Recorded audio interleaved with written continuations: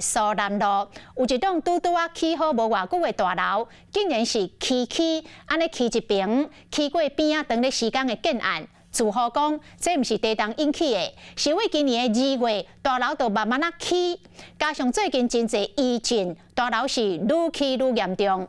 但是一直无看到建商的鉴定报告，就惊这个大楼负荷正的计划会受到影响，所以住户向店长来申请。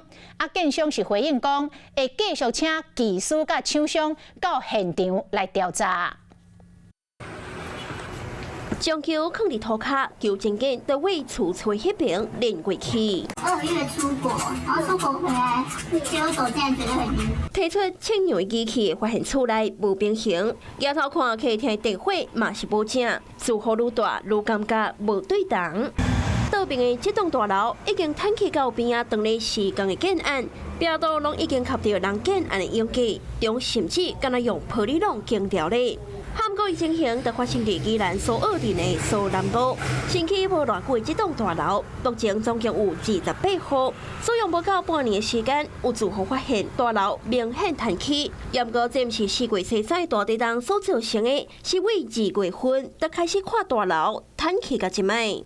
出来外面会看得更清楚，就是已经2栋的房子都已经最上面都已经靠在一起的啦，然后而且是有越来越倾斜的情况。他们现在是想跳过鉴定计划，然后直接做扶正。鉴定计划，我们住户才会知道真相嘛。住户怨叹讲，敢若是当日起的2期建案施工了无好，才互1期的厝坍起。最近搁定发生地震，住户是大家心惊胆吓，所以担保鉴定报告承诺负责计划，总是联合交出定情书，请店长主持公道。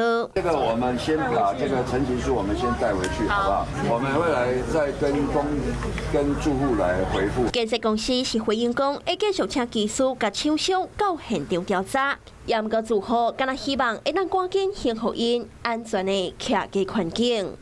Hello， 我是雷亚，想要抢了先掌握最及时的新闻资讯吗？赶快订阅、按赞、开启小铃铛，锁定华视新闻 YouTube 频道。